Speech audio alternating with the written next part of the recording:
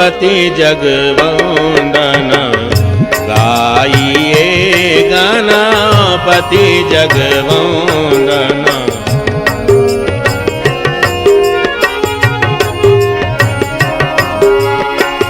शंकर सुवन भवानी के नंदन गाइए गणापति जगवंदन।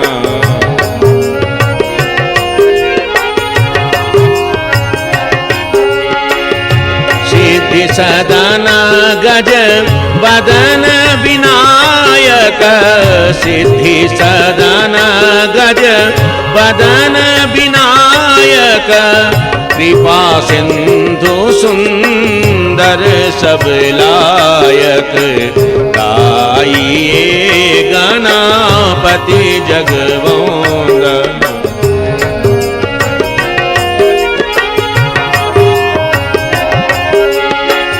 मोदक प्रिय मुद मंगल दाता, मोदक प्रिय मुद मंगल दाता, विद्या वारिधि बुद्धि विधाता, गाइए गणापति जगवंदन।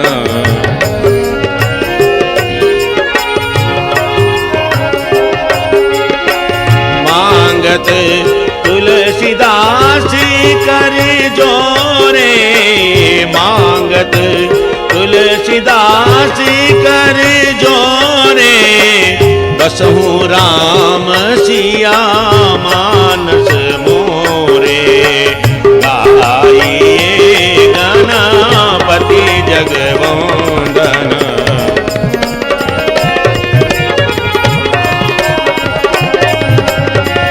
शंकर सुवन भवानी के नंदन गाइए गणापति जगवंदन।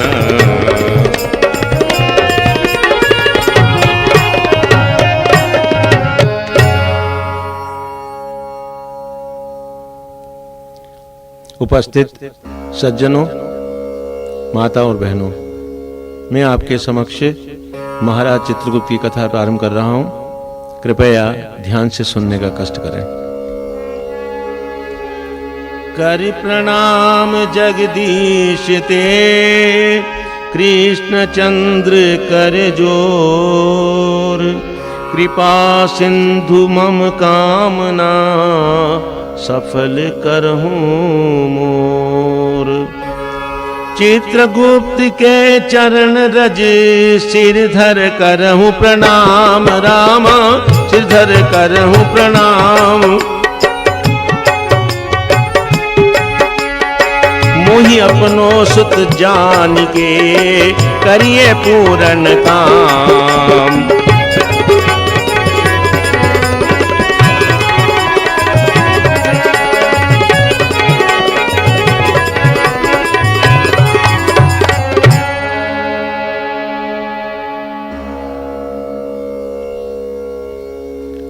सर्वप्रथम कवीश्वर परमपिता जगदीश्वर के शुभ चरणों में नमन करते हुए प्रार्थना करते हैं कि हे कृपा सिंधु, मेरी जो हृदय की कामना है उसको आप सफल करें। उसके पश्चात महाराज चित्रगुप्त के चरणों में नमन करते हुए प्रार्थना करते हैं कि मैंने आपके चरित्र का वर्णन करने का साहस जो किया है, यदि उसमें किसी प्रकार की त्रुटि रह जाए तो आप मुझे क्षमा प्रदान करें। एक समय की बात है कि विश्व पितामह पुलस ऋषि के पास पहुंचे और हाथ जोड़ करके प्रार्थना करने लगे कि हे ऋषिराज, आज मैं एक प्रश्न लेकर के आपके समक्ष उपस्थित हुआ हूं। और वो मेरा प्रश्न क्या है कि संसार में कायस्थ वंश की किस तरह से उत्पत्ति हुई है, कृपा करके आप मुझे समझाने का कष्ट करें। प्रश्न सुनकर के ऋषिराज अत्यधिक प्रसन्न हुए और प्रसन्न होकर के कहने लगे, सुनि शुभ प्रश्न तब में निज मति अनुसार, रामा निज मति अनुसार। कहूँ कथा कायस्थ वंश जिम प्रगटे संसार।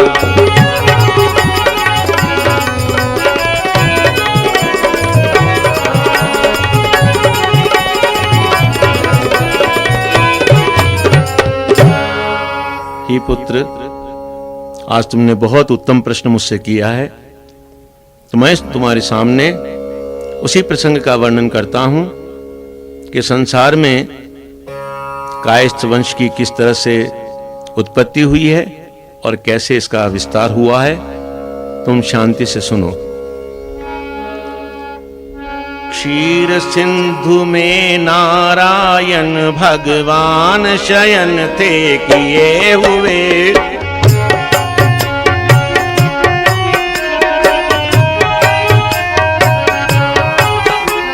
लक्ष्मी चापन के हित पद को निज हाथों में थी लिए हुए।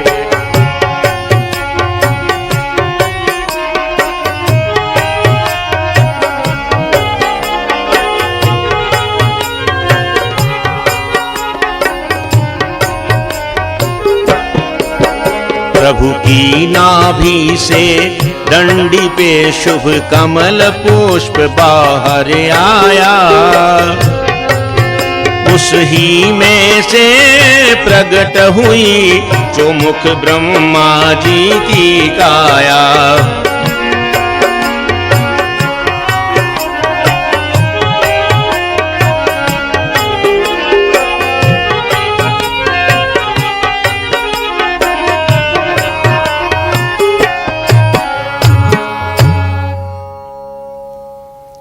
एक समय की बात है कि भगवान नारायण शेष की सैया पर पोड़े हुए थे। लक्ष्मी जी प्रभु के चरणों को दबा रही थी। उसी समय एक घटना घटित होती है कि प्रभु की नाभि से एक डंडी निकलती है और उसी डंडी के ऊपर एक कमल का पुष्प खिल जाता है। उसी कमल के पुष्प में ब्रह्मा जी की उत्पत्ति होती है। ब्रह्मा जी को देख करके भगवान विष्णु अत्यधिक प्रसन्न हुए और ब्रह्मा जी हाथ जोड़ करके भगवान विष्णु से प्रार्थना करने लगे। कर जोर उन्होंने प्रभु पद में कर विनय सनम्र प्रणाम किया। अति हो प्रसन्न प्रभु ने इन्हें वेद पढ़ा कर ज्ञान दिया।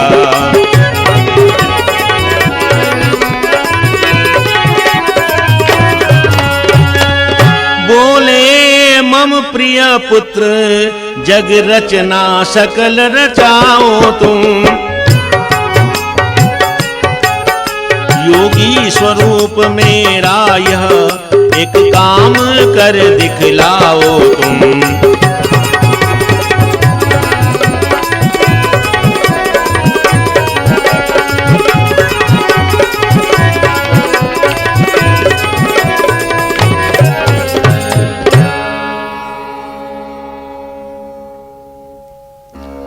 प्रभु प्रसन्न होकर के और ब्रह्मा जी को वेद पढ़ा करके ज्ञान दिया और आदेश प्रदान करते हैं कि हे प्रिय पुत्र, मैं ये चाहता हूं कि तुम सारी इस जग की तुम रचना करो।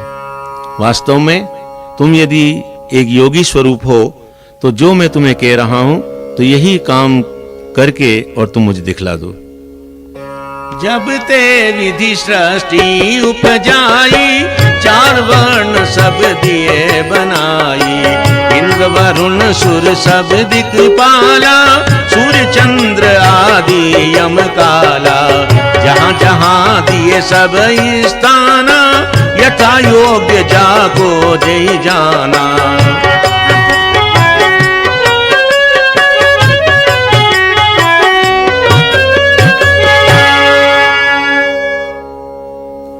प्रभु की आज्ञा मान करके और ब्रह्मा जी ने सारी सृष्टि की रचना का कार्य प्रारंभ किया। ब्रह्मा जी ने चारों वर्ण की उत्पत्ति की। इंद्र, वरुण, सुर, सब दिक्पाल, सूर्य, चंद्र, यम और काल की रचना की, और सभी को जो जिसके योग्य जो था, तो उनके योग्यता के अनुसार सभी में उन्होंने कार्य का विभाजन उन्होंने कर दिया कि प्रत्येक को जो मैंने कार्य दिया है वही कार्य सुचारू रूप से करना है। धर्मराज मन माही विचारी, मोको काम दियो विधि भारी। पाप पुण्य जग को सब भाई, मोसे चलहि न बिन सहाई। यह विचार कर गयो विधि पाई, कर प्रणाम यह विनय सुनाई।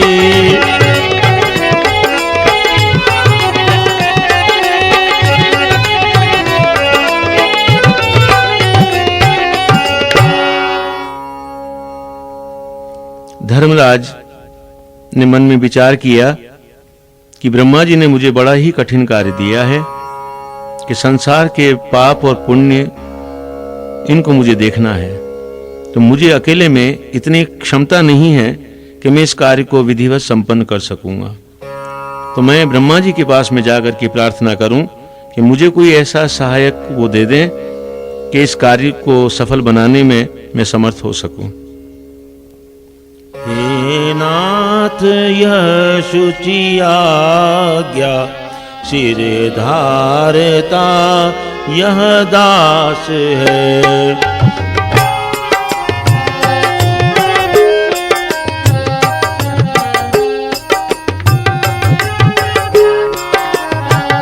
पर सफलता से पूर्ण करने में नहीं विश्वास है।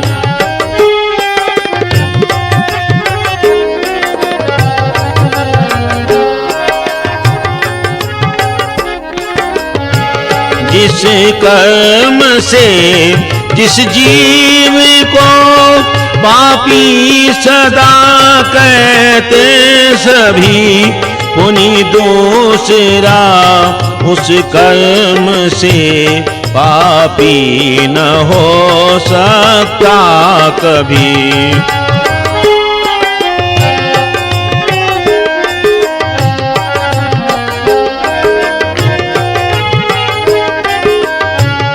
इस जगत में इन देहधारी के अनेकों नाम है, फिर पृथक पृथक तमाम को सौंप रखे काम है।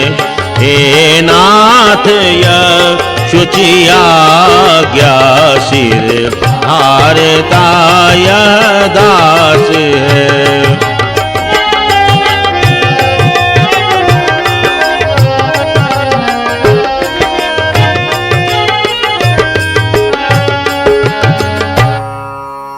धर्मराज ब्रह्मा जी के पास में पहुंचे और प्रार्थना करने लगे कि हे ब्रह्मदेव, आपने जो मुझे आदेश प्रदान किया है मैं नतमस्तक उसको स्वीकार करता हूं, लेकिन उस कार्य में मुझे कहां तक सफलता प्राप्त होगी ये मुझे विश्वास नहीं है, क्योंकि आपने संसार में अनेक प्राणियों को जन्म दिए हैं और प्रत्येक प्राणी के अलग अलग कर्म हैं और वो अपने कर्मों के अनुसार अपने अपने कार्य करने में व्यस्त हैं। जैसे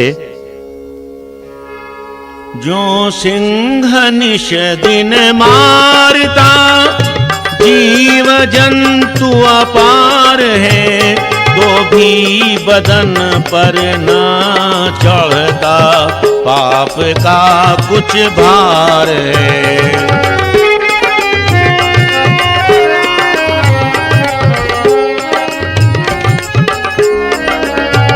लिखने पड़ेंगे इस तरह ये कर्म क्षण क्षण के मुझे, इस काम की तनिक बुद्धि मुझे अकेले में न सूझे।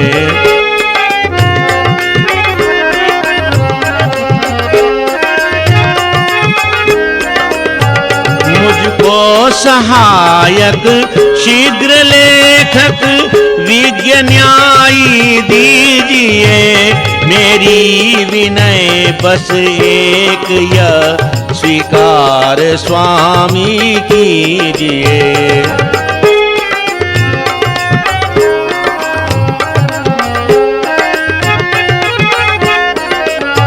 जो धर्म शास्त्र तमाम का ज्ञाता महागुणवान हो, जो भक्त जप तप योग धारी ब्रह्मनिष्ठ महान हो।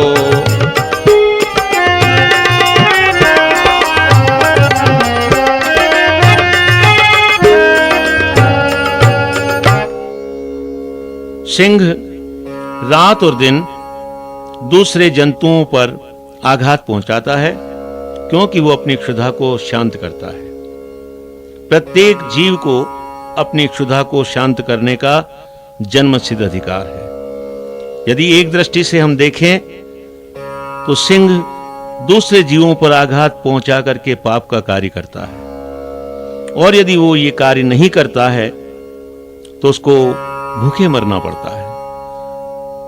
इसी तरह से क्षण क्षण के कार्य मुझे लिखने पड़ेंगे, और मैं इसका निर्णय करने में असमर्थ रहूंगा कि कौन सा कार्य पुण्य की श्रेणी में आता है और कौन सा पाप की श्रेणी में। तो कृपा करके मुझे आप ऐसा सहायक दें कि जो शीघ्र लेखक हो, विज्ञ हो, न्यायी हो, धर्मशास्त्र का ज्ञाता हो, महान गुणवान हो, प्रभु का भक्त हो, जप तप योगधारी हो और ब्रह्मनिष्ठ महान हो। ऐसा व्यक्ति यदि सहायक के रूप में मुझे मिल जाए तो मैं आपके आदेश का अक्षरश में पालन कर सकूंगा। तब सुनी भानु तनय विधि वाणी,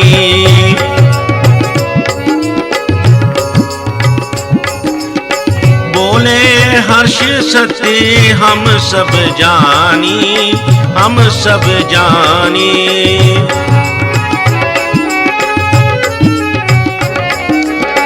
अब तुम जाओ धर्म निज धामा,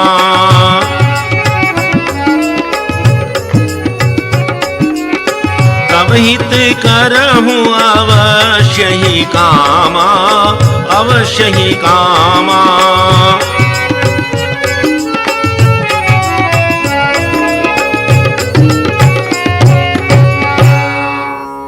धर्मराज की बात को सुन करके ब्रह्मा जी अत्यधिक प्रसन्न हुए और कहने लगे कि हे पुत्र, मैं वास्तव में जानता हूं कि तुम्हें कुछ आपत्तियों का सामना करना पड़ेगा।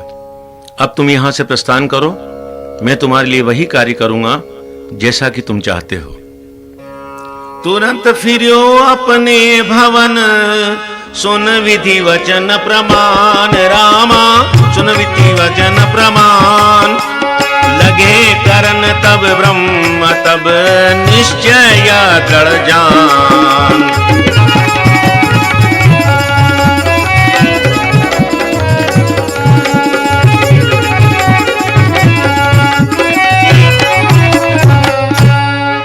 जिस दिन खुली समाधि और उघारे नैन रामा, और उघारे नैन। देखी श्यामल मूर्ति सुंदर सुख रैन।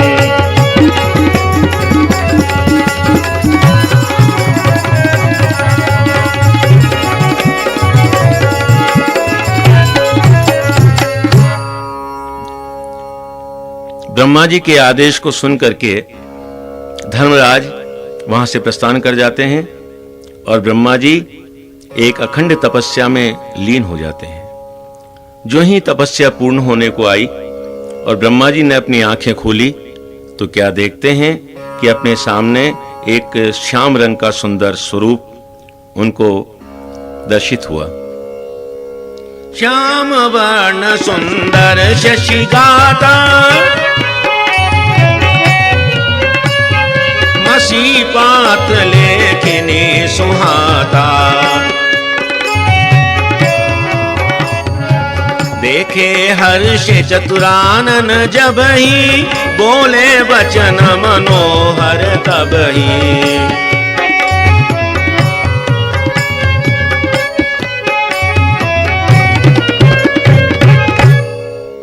ब्रह्मा जी ने देखा कि उस स्वरूप का रंग श्याम रंग है, चंद्रमा के समान जिनके मुख का प्रकाश है, शंख के समान उनकी गर्दन है और हाथों में दवात और कलम सुशोभित हो रही है। ऐसे सुंदर स्वरूप को देख करके ब्रह्मा जी बहुत प्रसन्न हुए और प्रसन्न होकर के और बड़े मधुर शब्दों में उस सुंदर स्वरूप से पूछने लगे।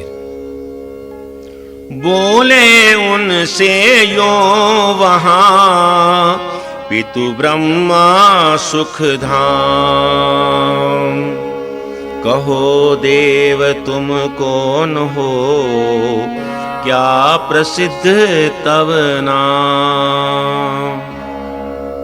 ब्रह्मा जी उस सुंदर स्वरूप से पूछने लगे कि हे देव, आप कौन हैं, आपका क्या नाम है, कहाँ के आप निवास करने वाले हैं, मुझे सारी बात आप बताइए। सुन ब्रह्मा के वाक्य बोले पुरुष महान, रामा बोले पुरुष महान। अंतर्यामी विश्व के पूछे सब कुछ जान,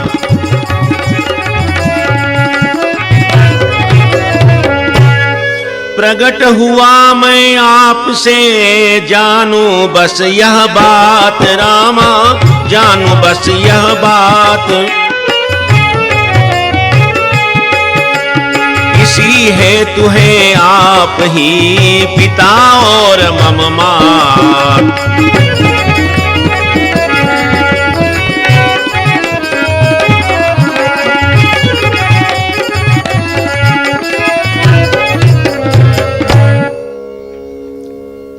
ब्रह्मा जी के प्रश्न को सुन करके और वो सुंदर स्वरूप कहने लगा कि हे ब्रह्मदेव, आप अंतर्यामी हैं, घट घट की बात को आप जानते हैं, लेकिन फिर भी आप मुझसे पूछ रहे हैं कि मैं कौन हूं, मेरा क्या नाम है और मेरा निवास स्थान कहाँ है।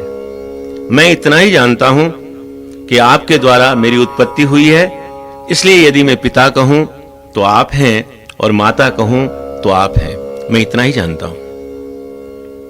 मम काया प्रगट्यो तनु तोई, कायस्थ वंश नाम जग होई।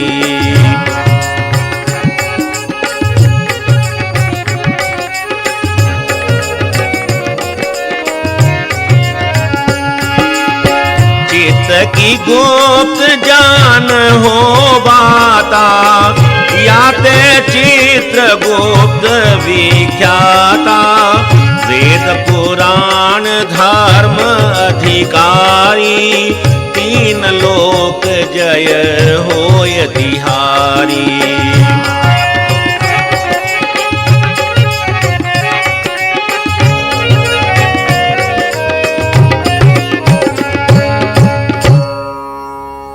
ब्रह्मा जी उस स्वरूप के प्रत्युत्तर को सुनकर के बहुत प्रसन्न हुए और मुस्कुराते हुए कहने लगे कि हे पुत्र, मेरी काया के द्वारा जो तुम्हारी उत्पत्ति हुई है, तो तुम्हारे द्वारा जो संसार में जिस वंश का विस्तार होगा, वो वंश संसार में कायस्थ वंश के नाम से प्रसिद्ध होगा।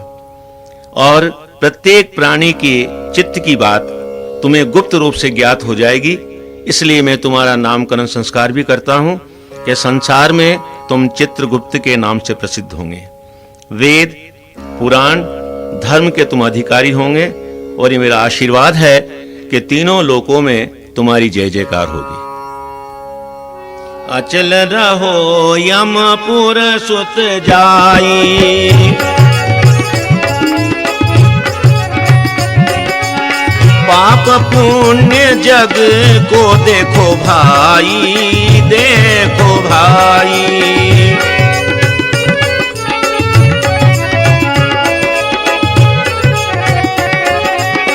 नित्य प्रसन्न तव मात भवानी, सब जग पुत्र हुक्म तव मानी।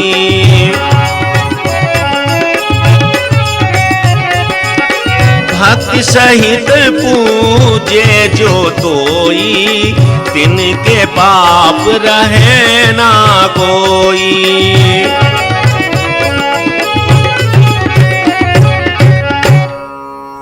ब्रह्मा जी चित्रगुप्त से कहने लगे कि हे चित्रगुप्त, तुम्हें धर्मराज के पास में जाकर के और कार्य करना है। संसार के जितने प्राणी हैं वो जो कार्य करते हैं, पाप की श्रेणी में आते हैं या पुण्य की श्रेणी में आते हैं, सारा विवरण तुम्हें तैयार करना होगा। और ये मेरा आशीर्वाद है कि माता भवानी की तुम पर पूर्ण कृपा रहेगी। सभी संसार के जीव तुम्हारी आज्ञा का पालन करेंगे। और ये मेरा आशीर्वाद है कि जो बड़ी भक्ति और श्रद्धा के साथ तुम्हारी आराधना करेंगे, उनके तमाम पाप नष्ट हो जाएंगे और उन्हें सुख की प्राप्ति होगी।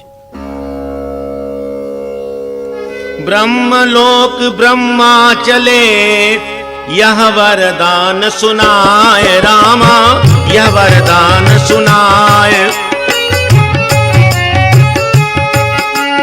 ऋषि पुलस्त्य पुनि भीष्म ते कहे समझाए।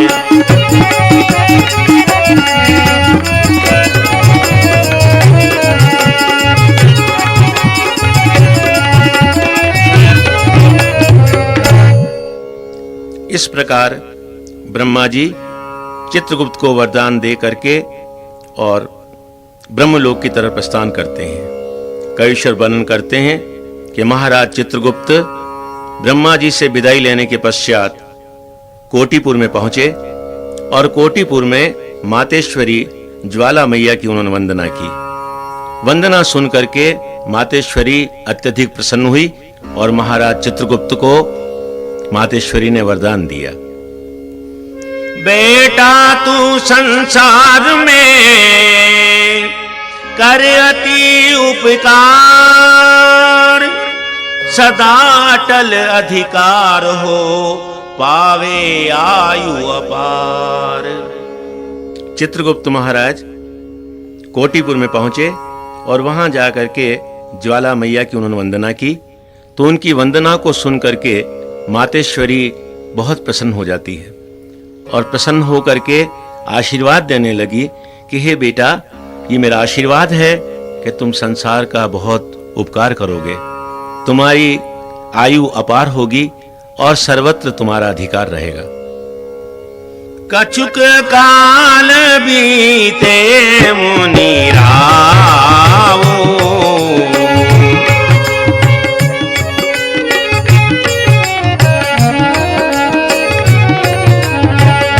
चित्रगुप्त पुनि किए विवाह,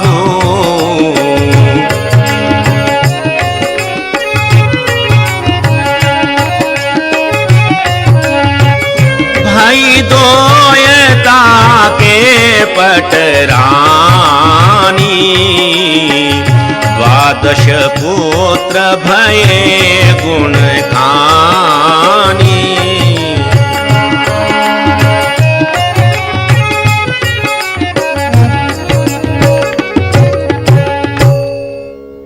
महाराज चित्रगुप्त कोटिपुर से मातेश्वरी ज्वाला मैया का आशीर्वाद प्राप्त करके धर्मराज के पास पहुंचे। उनके साथ निपुणता से कार्य करने लगे। समय व्यतीत होता गया। महाराज चित्रगुप्त का विवाह संस्कार संपन्न हुआ। उन्होंने 2 विवाह किए। प्रथम पटरानी का नाम था ऐरावती और दूसरी का नाम था दक्षिणा। कालांतर में ऐरावती द्वारा 8 पुत्र उत्पन्न हुए, जिनके नाम हैं चारु, सुचारु, चित्र, मतिमान, हिमवान, अतीन्द्रिय, चित्रचारु और अरुण।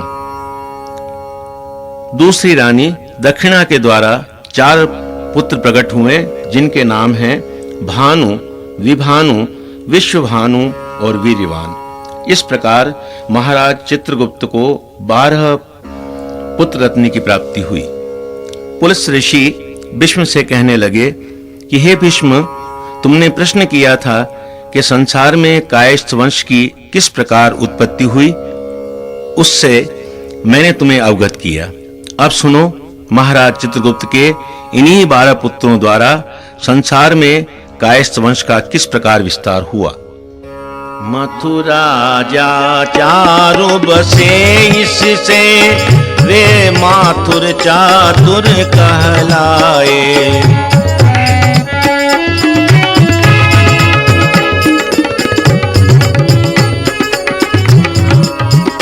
पहुँचे सुचारु बंगाला सो, गुणी गोड़ नाम अपना पाए।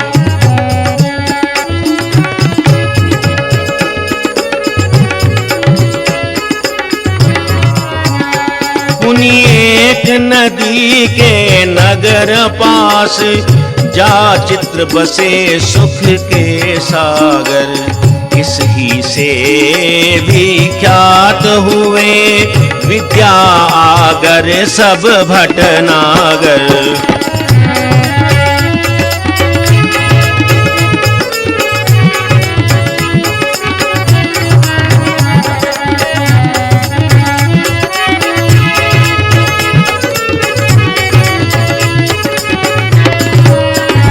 मतिमान पत्नी के साथ हुए, सुखसेन एक पुर के वासी।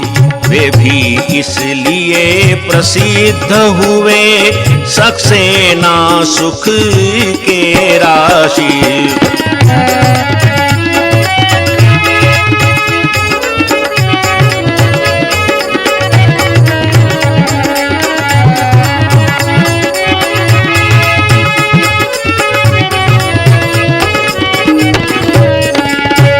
भानु भानु के थे समान, श्रीवास देश में थे आए। इस कारण वे श्री के स्वामी, श्रीवास्तव हैं वे कहलाए।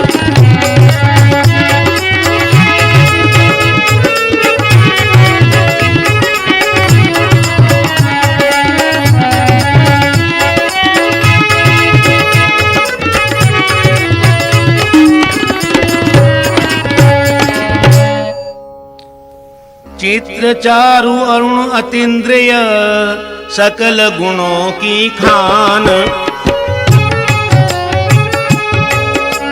भानु विभानु विश्व भानु, वीरवान बलवान।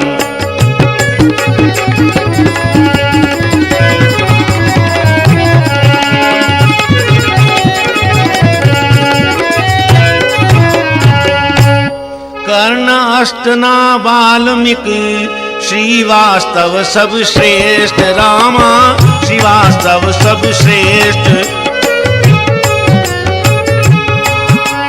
सूरज ध्वज और निगम पुनि, कहलाए कुल श्रेष्ठ।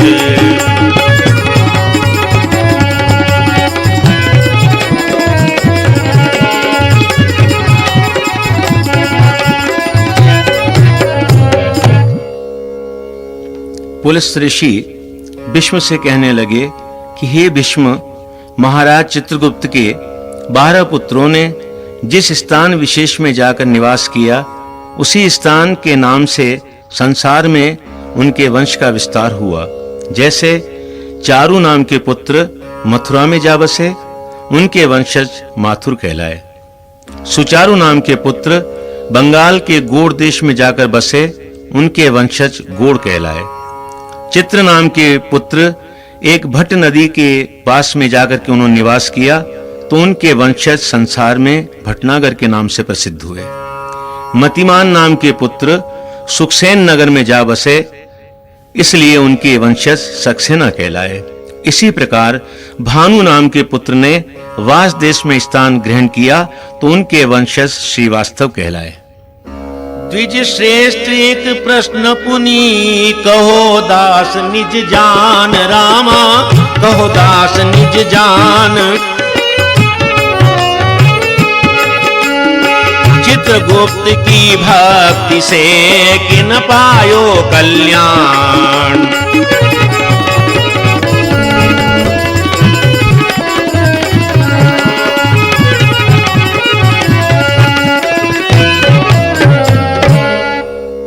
भीष्म पितामह पुनः पुलस्त ऋषि से प्रश्न करते हैं कि हे ऋषिराज, कृपया आप अपना ही दास जानकर बताएं कि महाराज चित्रगुप्त की आराधना करने से किस प्राणी का उद्धार हुआ है। सौराष्ट्र नगर में उन्हीं दिनों सोदास राज्य जो करता था, वह महापाप करने पर भी दिल में न जरा वो डरता था। निज सारी उम्र में उसने शुभ कृत्य कभी भी किए नहीं। दुखियों पुण्य दीन अनाथों को दान भूल के दिए नहीं। यम द्वितीया को करने मृगया एक निर्जन वन में वो आया।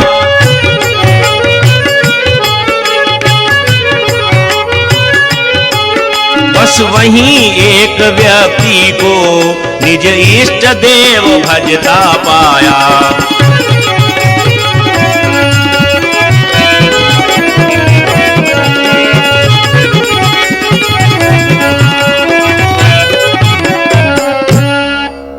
पुलस्त ऋषि कहने लगे, हे भीष्म, सौराष्ट्र नगर में उन्हीं दिनों सोदास नाम का एक राजा राज्य करता था।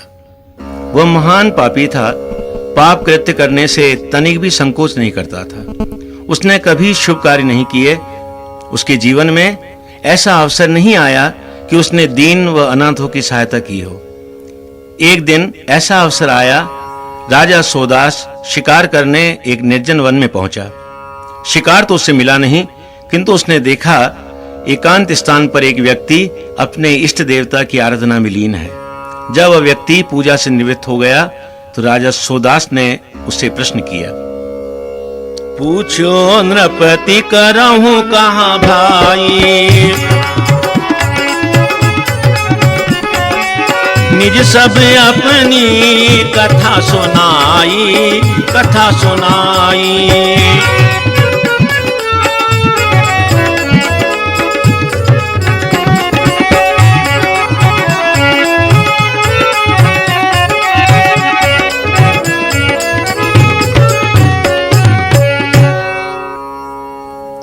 हे भाई, तुम निर्जन वन में किन देवता की आराधना कर रहे हो और इनकी आराधना का क्या महत्व है, मुझे समझाने का कष्ट करो। तो वह व्यक्ति कायस्थ वंश से उत्पन्न राजा सोदास से कहने लगा, भक्ति करता सदा उसकी मैं सुन लो ए राजा। मृत्यु के बाद जहां पे एक दिन सबको जाना है, एक दिन सबको जाना है।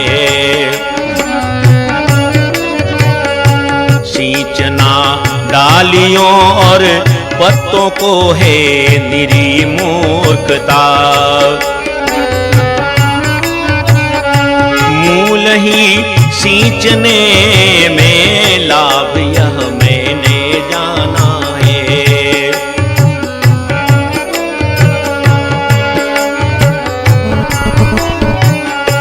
सभी को छोड़ छाड़ कर भक्ति भाव से जिसने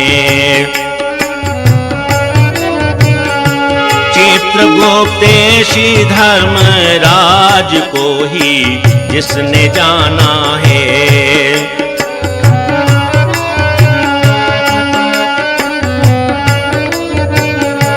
पूर्ण श्रद्धा के सहित भक्ति प्राणी एक दिन भी करे। जन्म जन्मांतर के पाप जिसको जो मिटाना है, जो मिटाना है। भक्ति करता सदा उसकी मैं सुन लो ए राजा, मैं सुन लो ए राजा।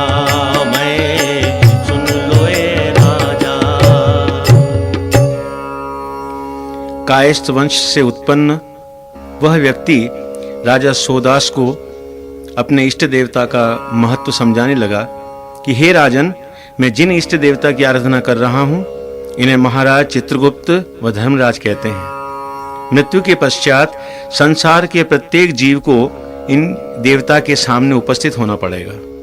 इन्हीं के निर्णय के आधार पर जीव की सद्गति अथवा दुर्गति होगी। राजन, संसार में कई प्रकार के प्राणी विचरण करते हैं। बुद्धिमान व्यक्ति अपनी शुभ गति के लिए शुभ कार्य करने में व्यस्त रहते हैं, जबकि मूर्ख व्यक्ति पाप कर्मों में लिप्त रहकर मनुष्य जीवन व्यर्थ कार्यों में व्यतीत कर देता है। जिस व्यक्ति ने सांसारिक प्रपंचों से मुक्त रहकर यदि एक दिन भी महाराज चित्रगुप्त तथा धर्मराज की आराधना श्रद्धा से की तो उसके जन्म जन्मांतर के पाप क्षय हो जाते हैं। सुनकर इस उपदेश को राजा ने एक बार, रामा राजा ने एक बार व्रत तब करने लगा सब विधि अनुसार।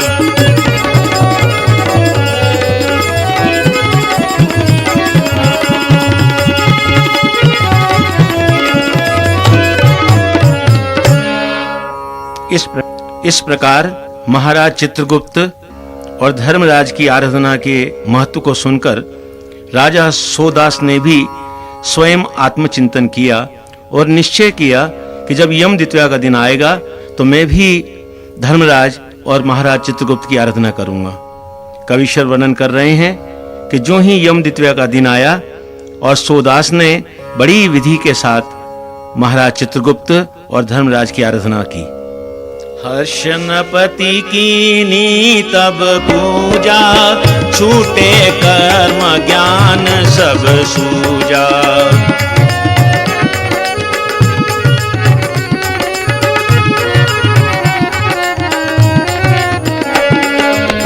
गयो दुख सब ही नृपराई, पुनि कियो राजनीति ते आई।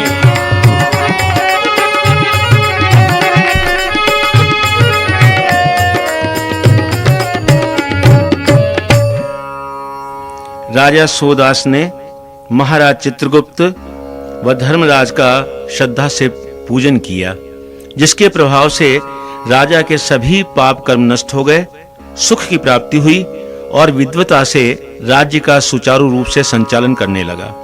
प्रजा उसके कार्य से बहुत संतुष्ट रहने लगी। दुनिया में मजे उड़ाने का जब समय यूं ही समाप्त हुआ, यमराज के घर चलने का तो उसे वह क्षण प्राप्त हुआ।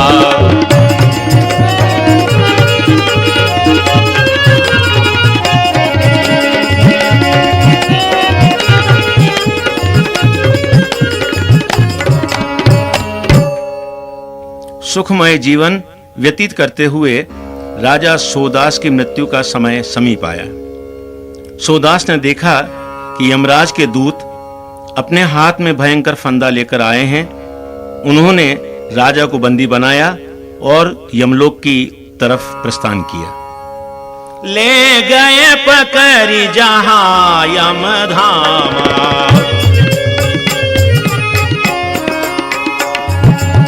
तब धर्मराज कहत का नामा।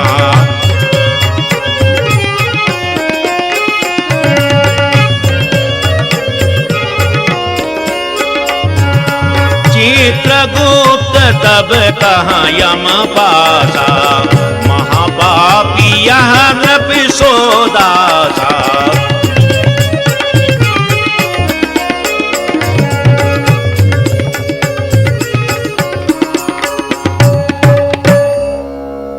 सोदास को धर्मराज के सामने पेश किया। उसे देखकर धर्मराज महाराज चित्रगुप्त से पूछने लगे, हे चित्रगुप्त, यह मृत्युलोक से आया हुआ प्राणी कौन है? इसका संपूर्ण वृतांत मेरे सामने आप पेश करें। यह नृपति अपराधी अगी और दुष्ट हृदय अपार है, इसके कुकर्मों का हो मिलता न पारावार है।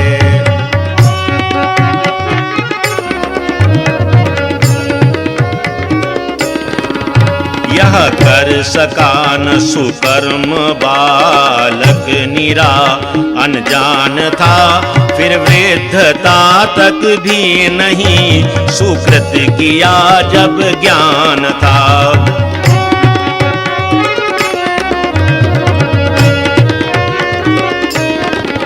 जिस काम से हो सब दुखी पहला यही निज कर्म था, वन में सदा पशु मारना सदा इसका धर्म था।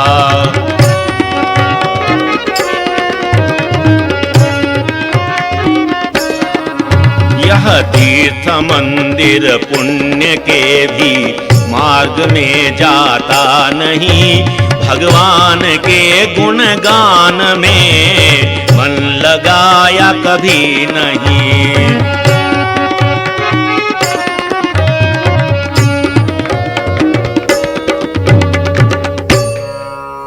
महाराज चित्रगुप्त कहने लगे, हे धर्मराज, इस प्राणी का नाम सोदास है और यह मृत्युलोक में राज्य करता था।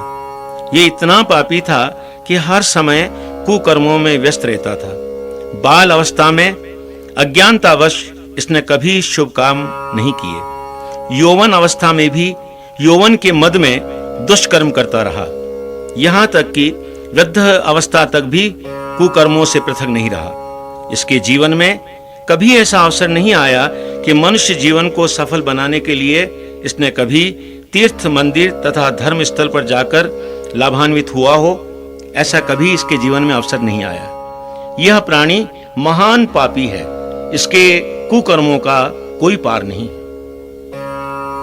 दुष्कर्म सुनिए सभी बोले तुरंत कृतांत, रामा बोले तुरंत कृतांत।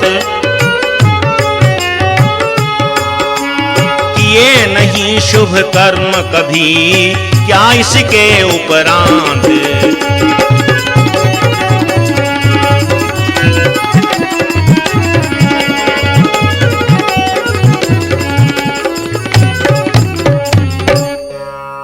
धर्मराज सोदास का संपूर्ण वृतांत सुनकर अत्यंत आश्चर्य से पूछने लगे, हे चित्रगुप्त, क्या इसके जीवन में कभी भी ऐसा अवसर नहीं आया कि इसने कोई शुभ काम किया हो? कोटि कल्प छूटे अगनाही,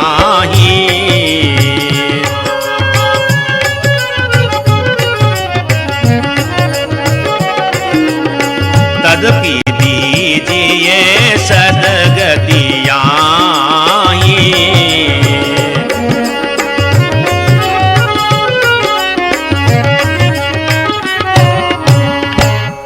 महाराज चित्रगुप्त धर्मराज से फिर कहने लगे कि हे धर्मराज, यदि करोड़ों वर्षों तक इस सोदास को यातनाएं दी जाए तो भी अपने पाप कर्म से कभी मुक्त नहीं हो सकता। फिर भी मेरा अनुरोध है कि इस प्राणी की सद्गति हो जानी चाहिए। ये बात सुन करके धर्मराज को बहुत ही आश्चर्य हुआ और पूछने लगे कि हे चित्रगुप्त, एक तरफ तो तुम ये कह रहे हो कि महान पाप आत्मा है, करोड़ों वर्षों तक यदि नरक यातना दी जाए तो भी इसके लिए कम है, लेकिन फिर भी आप सिफारिश कर रहे हैं कि इसकी सद्गति हो जानी चाहिए, तो किस आधार पर कह रहे हैं? एक बात कीनी न भारी,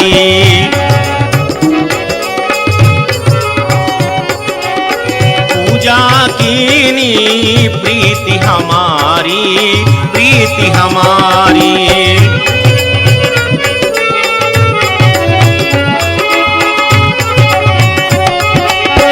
बालहूँ आप धर्म विधि बानी,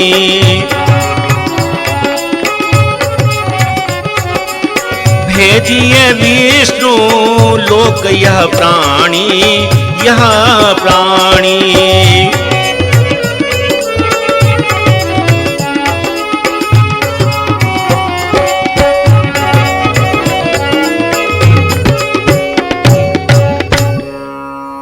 महाराज चित्रगुप्त फिर धर्मराज से निवेदन करने लगे कि हे धर्मराज, इस प्राणी ने एक दिन आपको और मेरा विधि विधान के साथ में पूजन किया है, तो उसी के फलस्वरूप ये मेरा निवेदन है कि इस प्राणी की सद्गति हो जानी चाहिए। हुए इसी से नाश क्या इसके पाप अनेक, रामा इसके पाप अनेक। हे जो घोर नरक में लिखो हुक्म यह एक।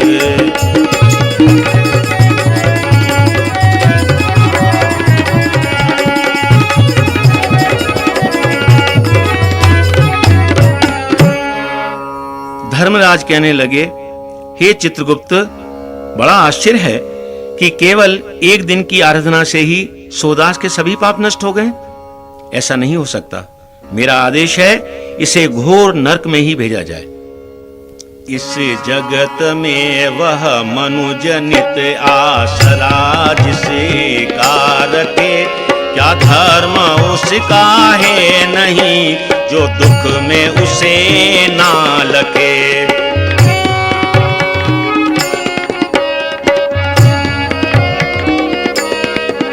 इसके विरुद्ध जरा बुरी वाणी निकलती है नहीं, यह हुक्म में लिखने को कलम अपनी चलती नहीं।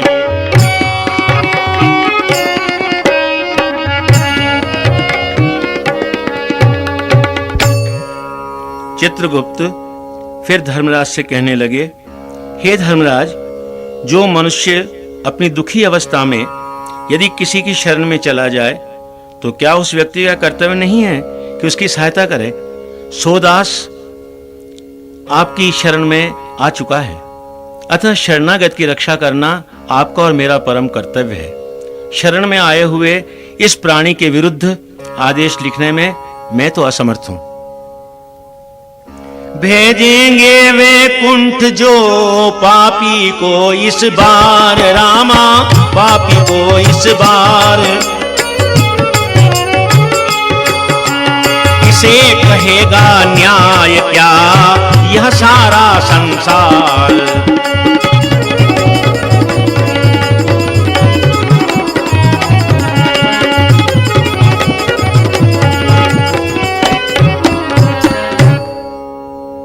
धर्मराज अत्यंत असमंजस में कहने लगे, हे चित्रगुप्त, यह एक विचारणीय प्रश्न है कि ऐसे पापी प्राणी को यदि वैकुंठ में भेजेंगे तो क्या संसार के अन्य प्राणी इसे न्याय कहेंगे?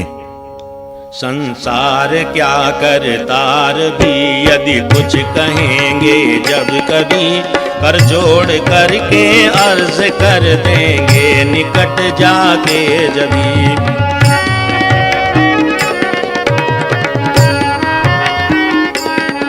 बहुरीछ बानर गिद्ध पहुँचे स्वर्ग जिस कानून से, बस स्वर्ग इसे भी दिया है नाथ तिस कानून से।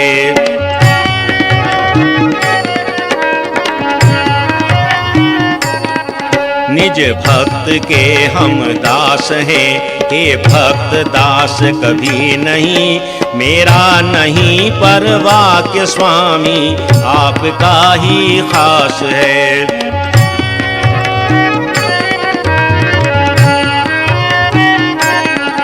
यह बात सारी स्पष्ट सब कर रखी है आपने, कुछ भी न विधान भक्त जन के हित लिखा आपने।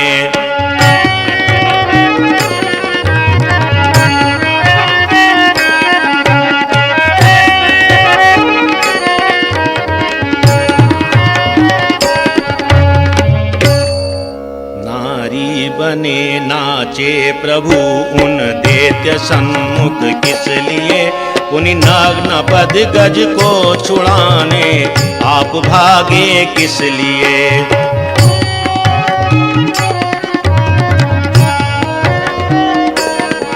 जो राख करती चिंगारी लकड़ियों के ढेर को, और भार होकर जो करता है नाश महांधेर को।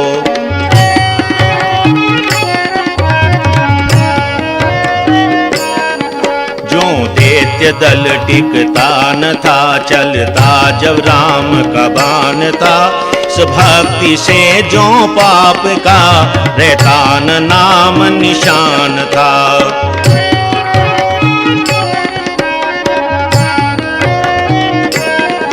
भगवान क्या इसमें बुरा कह सकता कोई नहीं, फिर आप चाहें तो जमानत लीजिए मुझसे अभी।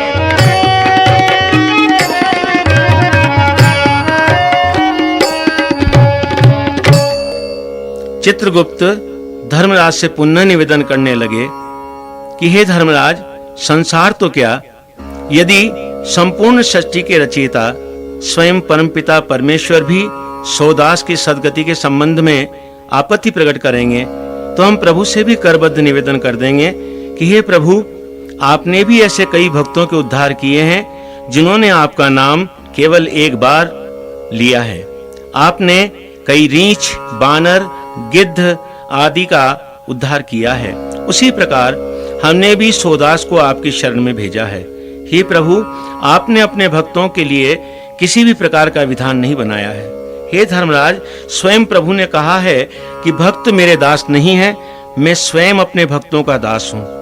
प्रभु ने अपने भक्तों की रक्षा करने के लिए दैत्य के सामने नारी का रूप धारण किया, गजराज के प्राण बचाए।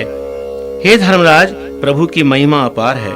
जिस प्रकार एक सूर्य एक स्थान पर प्रकाशित होकर संपूर्ण अंधकार को नष्ट कर देता है, उसी प्रकार प्रभु के स्मरण मात्र से जघन्य अपराध भी नष्ट हो जाते हैं। तो इसलिए मेरा आपसे यही निवेदन है कि सौदास को स्वर्ग की प्राप्ति हो जानी चाहिए। यदि आपको इसमें किसी प्रकार की आपत्ति हो तो इसके लिए मैं जमानत देने के लिए तैयार हूं। चित्रगुप्त महाराज की सुनकर बहस तमाम, दिया तुरंत धर्मराज ने उसे स्वर्ग का धाम।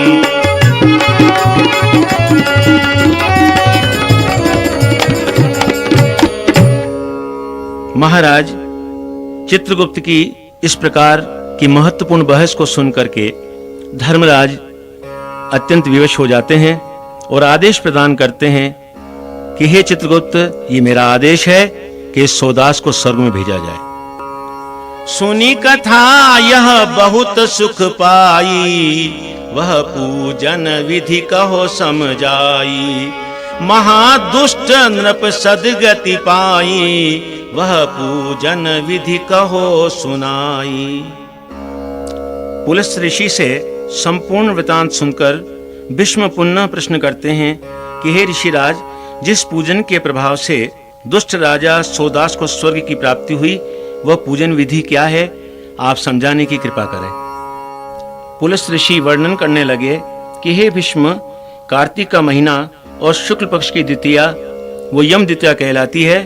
उस दिन प्रातःकाल जल्दी से उठ करके शुद्ध हो करके महाराज चित्रगुप्त के चित्र की स्थापना करें। केसर चंदन से लिखवाएं।